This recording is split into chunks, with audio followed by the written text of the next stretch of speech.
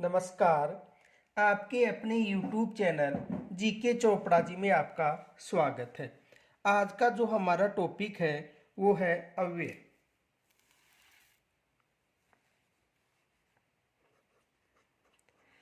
अव्यय या अविकारी शब्द।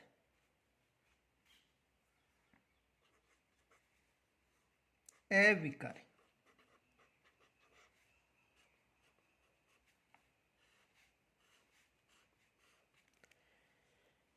देखो, अव्यय या अविकारी किसे कहते हैं? वे शब्द जिनका रूप, लिंग, वचन, कारक और काल के अनुसार परिवर्तन नहीं होता है, अविकारी शब्द कहलाते हैं। यानी वे शब्द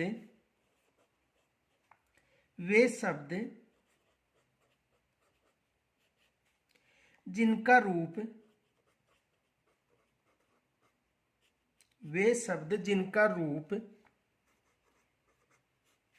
लिंग,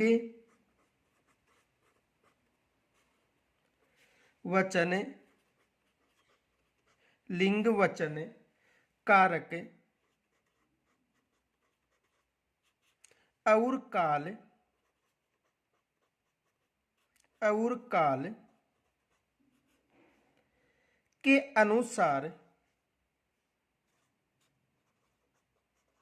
के अनुसार परिवर्तन नहीं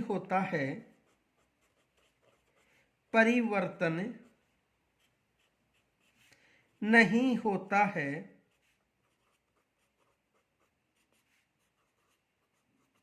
परिवर्तन नहीं होता है, अविकारी कहलाते हैं। अविकारी कहलाते हैं।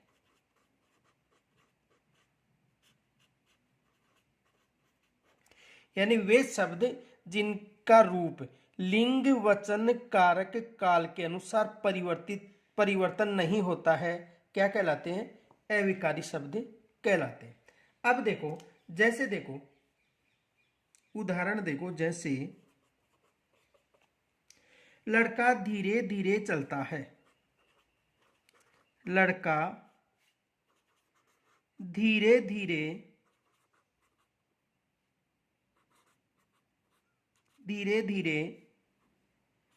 चलता है। लड़का धीरे धीरे चलता है। अब देखो, ये जो धीरे धीरे अव्यय है, अब इनका प्रभाव किन पर नहीं पड़ रहा है? लिंग, वचन, कारक और काल के अनुसार। देखो, लड़की धीरे धीरे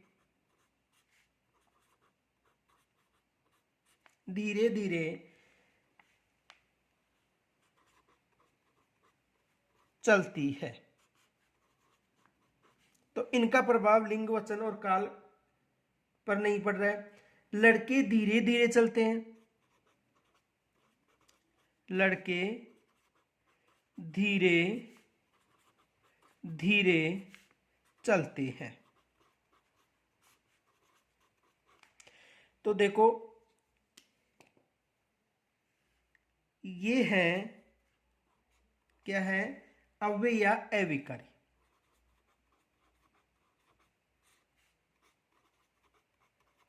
अविकारी।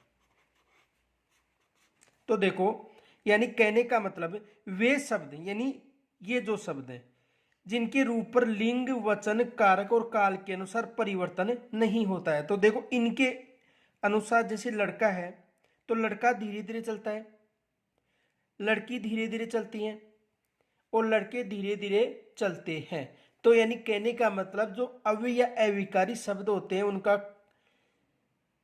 जो लिंग है, वचन है, कारक है और काल के अनुसार इनका कोई परिवर्तन नहीं होता। ये विशेष याद रखना।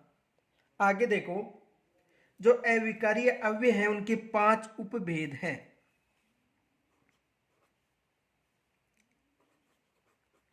अविकारी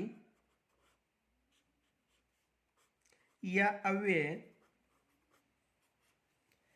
के 5 उपभेद हैं। कितने उपभेद हैं? 5।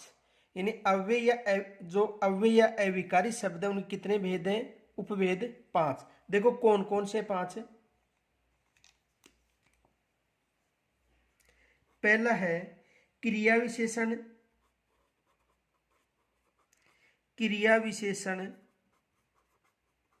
अव्यय,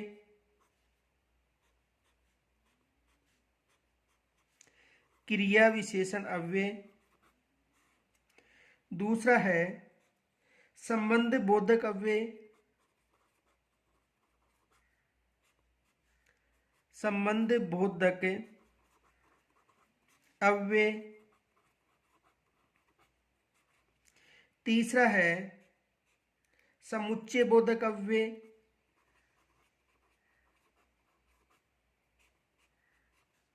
समुच्चय बोधक अव्यय। चौथा है विस्मयादि बोधक अव्यय, विस्मयादि बोधक अव्यय।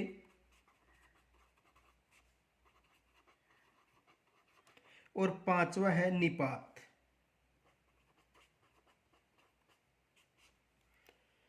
तो अविकारी के कितने उपभेद हैं? 5 हैं।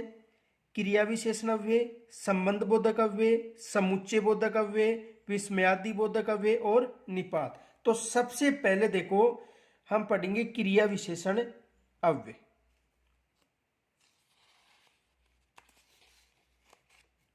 पहला है क्रिया विशेषण अव्यय। क्रिया विशेषण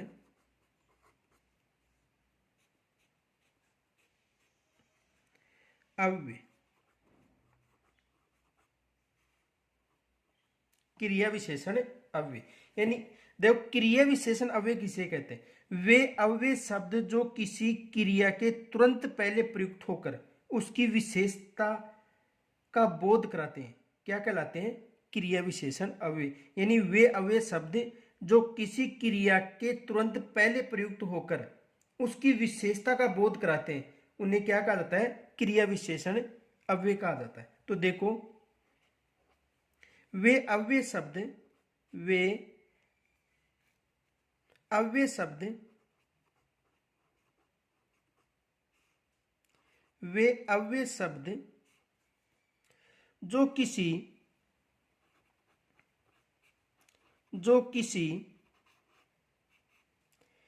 क्रिया के तुरंत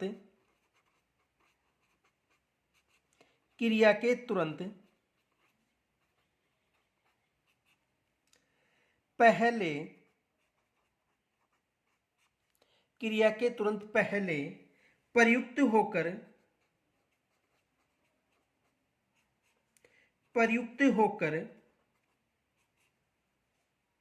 उसकी विशेषता का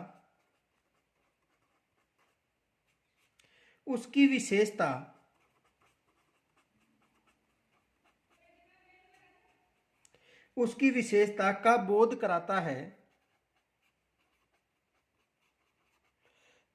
कराता है,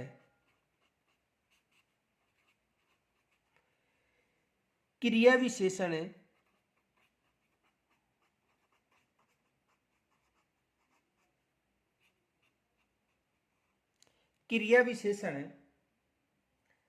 कहलाते हैं, क्रिया विशेषण अव्यय कहलाते हैं।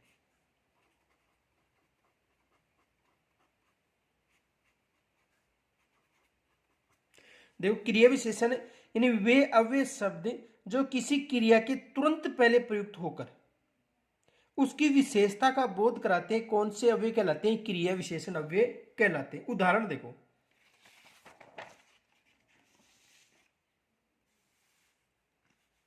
जैसे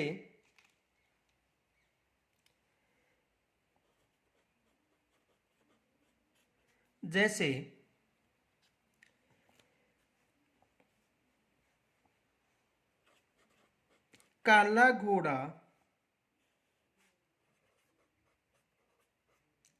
घोड़ा तेज दौड़ता है।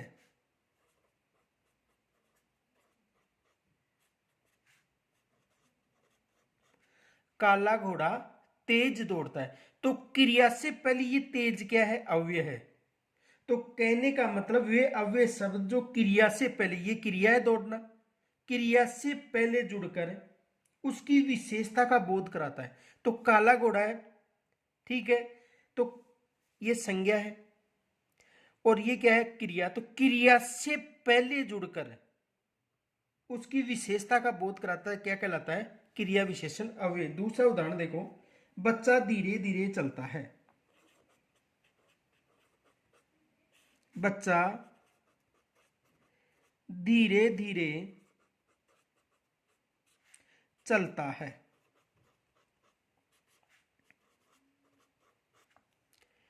तो देखो धीरे धीरे और तेज दोनों अव्यय है और किन से पहले, क्रिया से पहले प्रयुक्त हो रहे हैं और इनकी विशेषता बता रहे हैं, इसलिए ये कौन से होगी, क्रिया विशेषण अव्यय। एक बार दोबारा देखो, वे अव्यय शब्द, ये तेज और धीरे धीरे अव्यय शब्द हैं। किसी क्रिया के तुरंत पहले, तो ये दोनों क्रिया है, इनके तुरंत पहले प्रयुक्त होकर इनकी विशेषता का बोध करा रहे हैं, उन्हें क्या कहा जाता है, क्रिया विशेषण अव्यय कहा जाता है। अब जो क्रिया विशेषण अव्यय हैं उनके कितने उपभेद हैं, 4। तो देखो,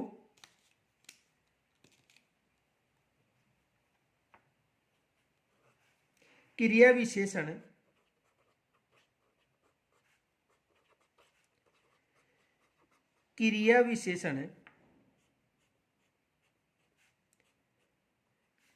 के 4 उपभेद हैं।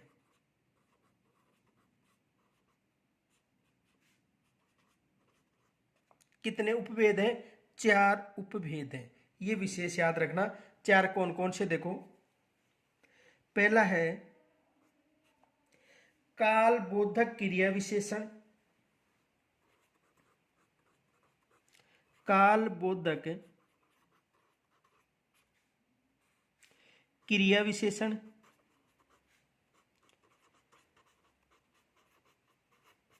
काल बोधक क्रिया विशेषण अव्यय।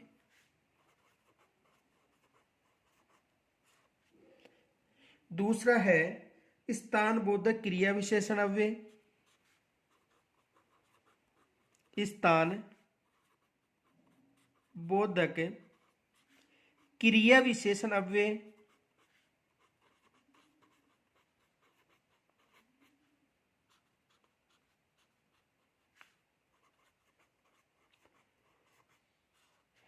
तीसरा है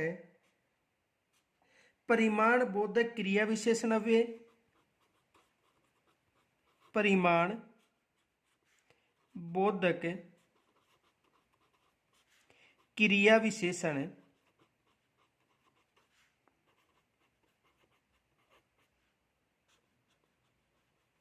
अव्यय।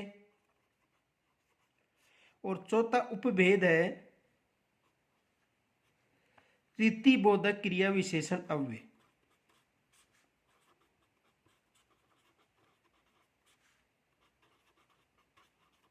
क्रिया विशेषण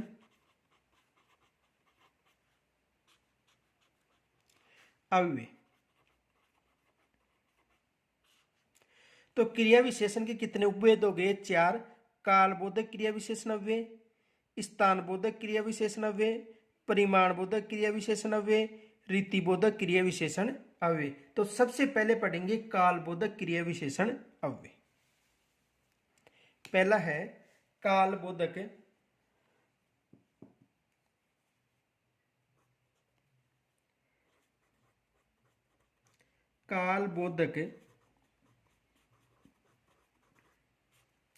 क्रिया विशेषण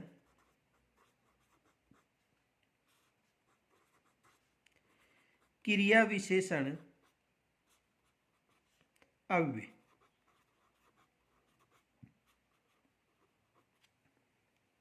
तो देखो, काल बोधक क्रिया विशेषण अव्यय किसे कहते हैं, यानी वे अव्यय शब्द जो किसी क्रिया से पूर्व प्रयुक्त होकर काल यानी समय के अर्थ का बोध कराते हैं।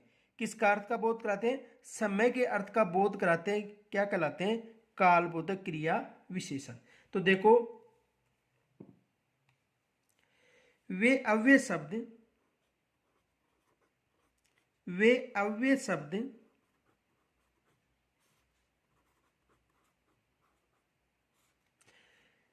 जो किसी क्रिया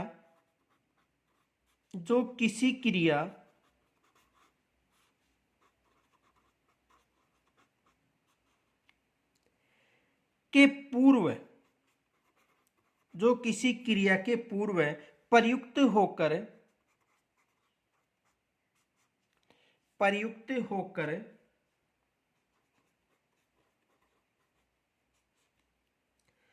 काल, और काल का मतलब समय,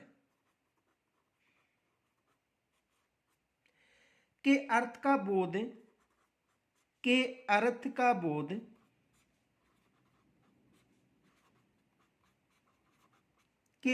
बोध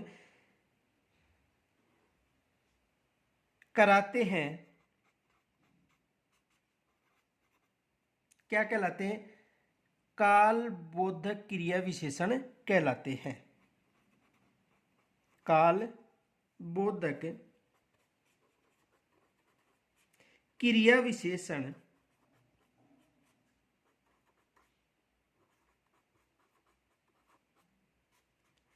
कहलाते हैं।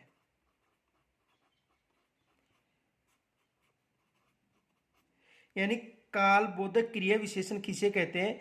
वे अव्यय शब्द जो किसी क्रिया से पूर्व यानी क्रिया से पहले प्रयुक्त होकर समय के अर्थ का बोध कराते हैं, क्या कहलाते हैं?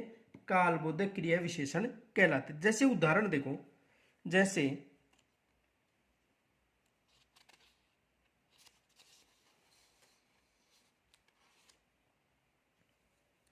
उदाहरण देखो,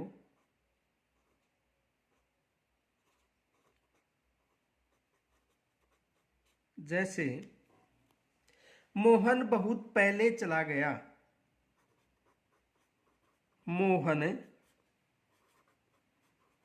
बहुत पहले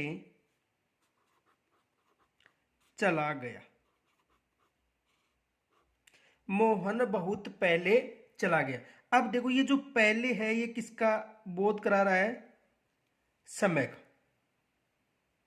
यानी वे अव्यय शब्द जो क्रिया से चला गया, क्रिया से पहले प्रयुक्त होकर समय का बोध कराते हैं, तो क्रिया से पहले प्रयुक्त होकर पहले का समय का बोध करा रहा है, तो कौन सा हो गया? काल बोधक क्रिया विशेषण। दूसरा देखो, उसके बाद जाऊंगा। उसके बाद जाऊंगा, ये क्रिया है और क्रिया से पहले समय का बोध करा रहा है। आगे देखो, वह अभी अभी गया है। वह अभी अभी गया है। वह अभी अभी गया है, तो पहले प्रयुक्त हो रहा है, यानी क्रिया से पहले अव्यय शब्द हो रहा है। आगे देखो, और अभी अभी क्या है? समय का बोध करा रहा है। आगे देखो, राकेश प्रातः चला गया था। राकेश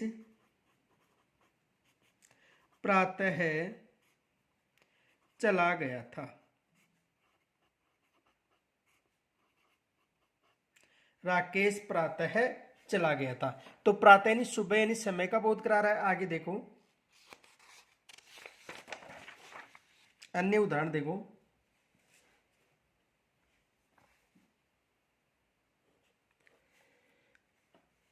शर्मिला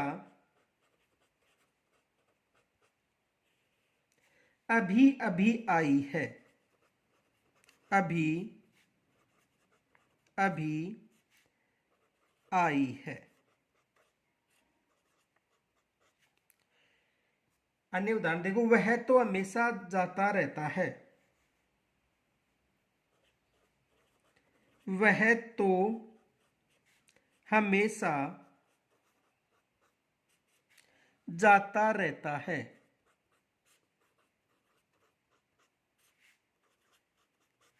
वह तो हमेशा जाता रहता है, तो हमेशा अभी अभी किसका बोध करा रहे हैं? समय का। एक और देख लो उदाहरण, वह प्राय आता जाता रहता है। वह प्राय आता जाता रहता है। वह हमेशा पढ़ता रहता है। वह हमेशा पढ़ता रहता है। तो देखो, हमेशा, हमेशा, प्राय और अभी अभी ये समय का बोध करा रहे हैं। इसलिए देखो, वे अव्यय शब्द जो किसी क्रिया से पूर्व तो क्रिया से पहले प्रयुक्त होकर समय का बोध करा रहे हैं, इस कारण इन्हें काल बोधक क्रिया विशेषण कहा जाता है। आ गया होगा समझ में। आगे देखो अगला,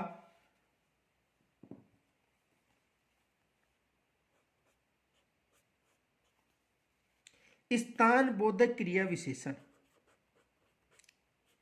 स्थान बोधक क्रिया विशेषण। स्थान बोधक क्रिया विशेषण। तो यानी वे अव्यय शब्द जो किसी क्रिया से पूर्व प्रयुक्त होकर किसी स्थान के अर्थ का बोध कराए, यानी क्रिया से पहले तो प्रयुक्त होंगे और किसी स्थान का बोध कराए, क्या कहलाएंगे? स्थान बोधक क्रिया विशेषण। ये याद रखना। तो देखो, वे अव्यय शब्द, वे अव्यय शब्द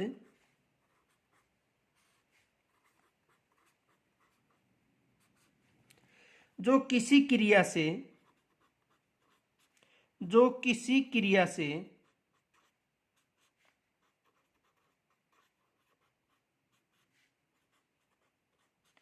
जो किसी क्रिया से पूर्व पूर्व प्रयुक्त होकर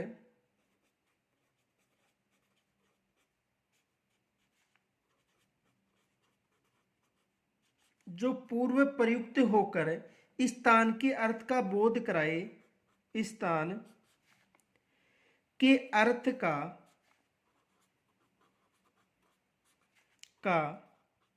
बोध कराए,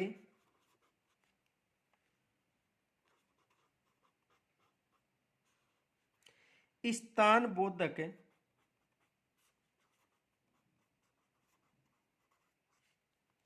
क्रिया विशेषण अव्यय कहलाते हैं। क्रिया विशेषण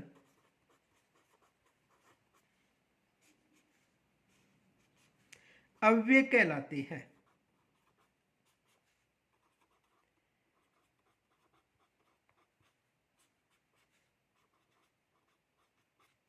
यानी वे अव्यय शब्द जो किसी क्रिया से पूर्व यानी पहले प्रयुक्त होकर किसी स्थान का बोध कराते हैं, वो क्या कहलाते हैं? क्रिया विशेषण अव्यय कहलाते हैं। अब देखो, जैसे देखो, बाहर, भीतर, ऊपर, नीचे, आगे, पीछे, सामने और समीप।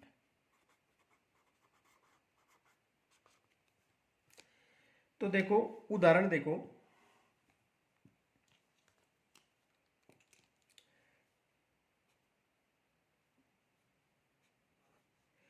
बच्चा बाहर खेल रहा है। बच्चा बाहर खेल रहा है।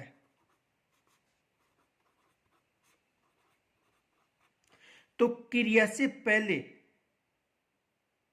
एक स्थान यानी बाहर खेल रहा है, तो ये स्थान हो गया और क्रिया हो गई। तो क्रिया से पहले कोई भी स्थान का बोध कराए, क्या कहलाएगा? स्थान बोधक क्रिया विशेषण। आगे देखो अगला, वह भीतर सो रहा है। वह भीतर सो रहा है। वह भीतर सो रहा है। आगे देखो, रमेश ऊपर खेल रहा है। रमेश ऊपर खेल रहा है। ऊपर भीतर बाहर किसके बोध करा रहा है, किसका बोध करा रहा है, स्थान का। बालक आगे जा रहा है। बालक आगे जा रहा है। बालक आगे जा रहा है, किसका बोध करा रहा है, स्थान का। आगे देखो, वह नीचे बैठा है। वह नीचे बैठा है। वह नीचे बैठा है, तो नीचे किसका बोध करा रहा है, स्थान का। आगे देखो, चोर पीछे पीछे चल रहा है। चोर पीछे पीछे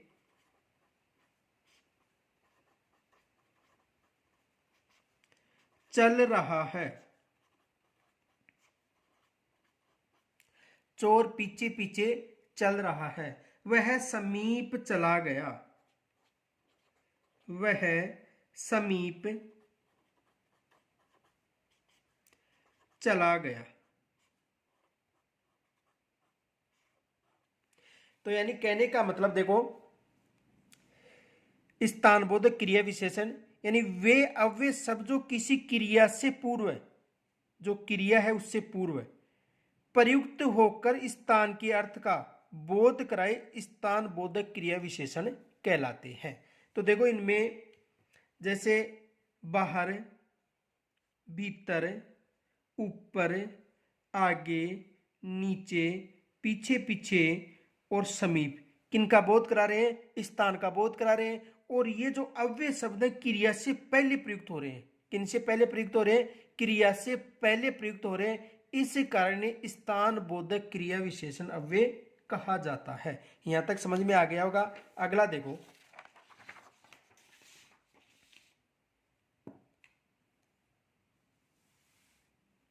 तीसरा है परिमाण बोधक क्रिया विशेषण। परिमाण बोधक क्रिया विशेषण अव्यय। क्रिया विशेषण अव्यय।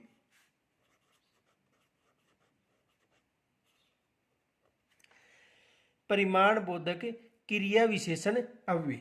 इन देखो, परिमाण बोधक का मतलब वे अव्यय शब्द जो किसी क्रिया के नाप, माप, तोल इत्यादि द्वारा विशेषण विशेषता बताए क्या कहलाते हैं, परिमाण बोधक क्रिया विशेषण कहलाते हैं। तो देखो, वे अव्यय शब्द, वे अव्यय शब्द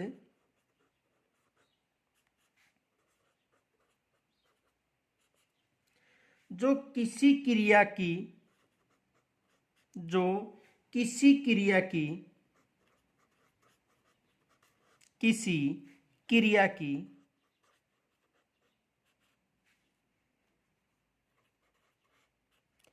नाप,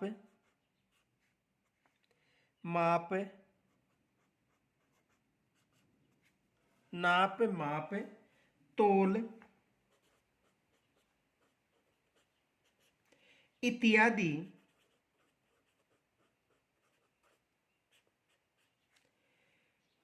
द्वारा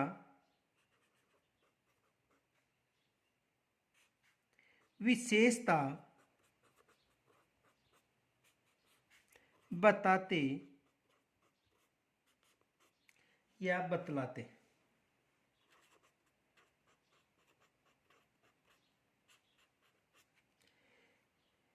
हैं। परिमाणवाचक, परिमाण, परिमाण बोधक क्रिया विशेष, परिमाण बोधक क्रिया विशेषण, क्रिया विशेषण अव्यय कहलाते हैं।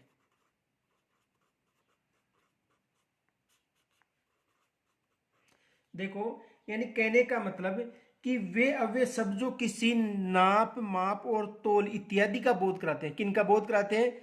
अव्यय शब्द, यानी वे अव्यय शब्द जो नाप माप और तोल इत्यादि का बोध कराते हैं, परिमाण बोधक क्रिया विशेषण अव्यय कहलाते हैं। जैसे देखो, जैसे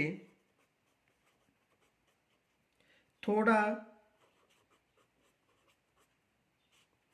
बहुत, कम, ज्यादा, जरा सा, अधिक और कुछ।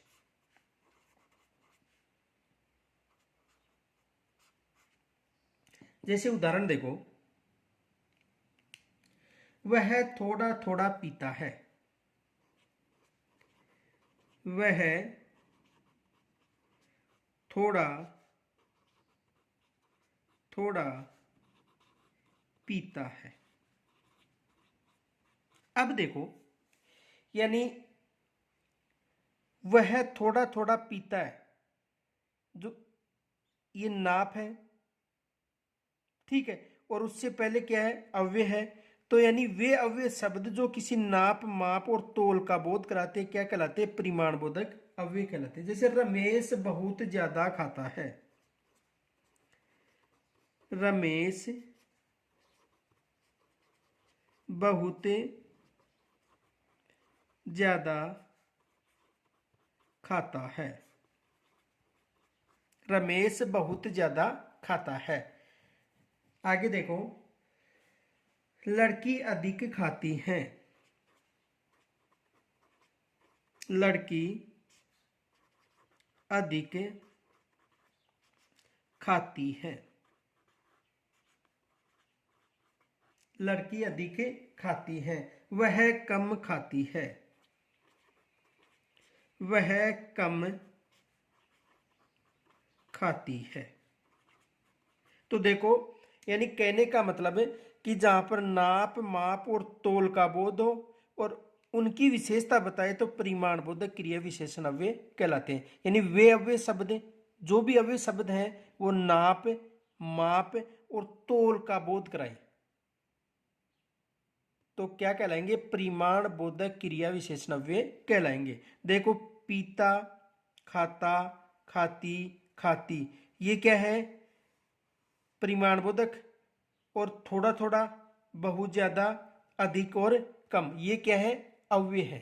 यानी थोड़ा थोड़ा, बहुत, अधिक और कम, ये क्या है? अव्यय शब्द है। और ये किन का बोध करा रहे हैं? नाप माप और तोल का बोध करा रहे हैं। इस कारण ये परिमाण बोधक क्रिया विशेषण अव्यय कहलाते हैं। आगे देखो 4 नंबर पर,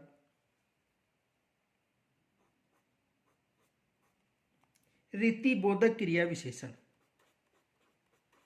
रीति बोधक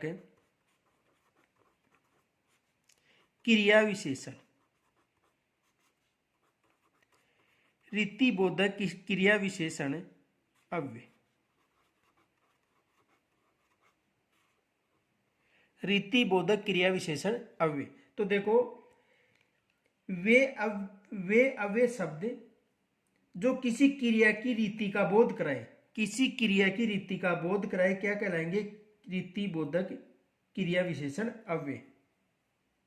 देखो, क्रिया के जिस रूप, क्रिया के जिस रूप के द्वारा, क्रिया के जिस रूप के द्वारा, अर्थात वे अव्यय शब्द, वे अव्यय शब्द, वे अव्यय शब्द जो किसी क्रिया, जो किसी क्रिया की रीति, क्रिया की रीति का बोध कराए,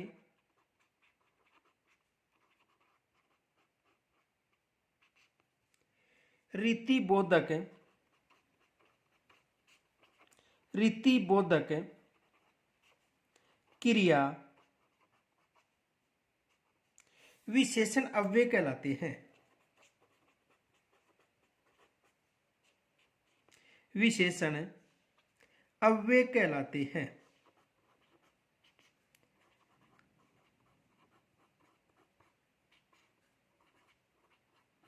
क्या कहलाते हैं?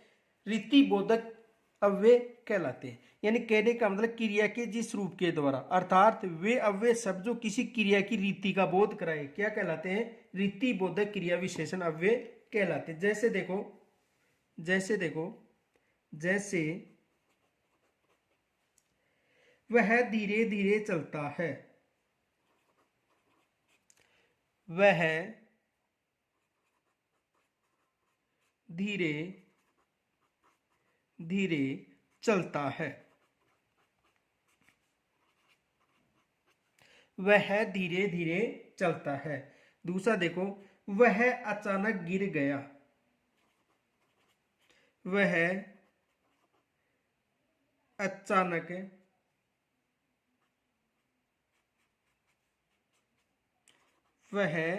अचानक गिर गया। तो किनका बोध करा रहे हैं? रीतिवाचक का। तो वे अव्यय शब्द जो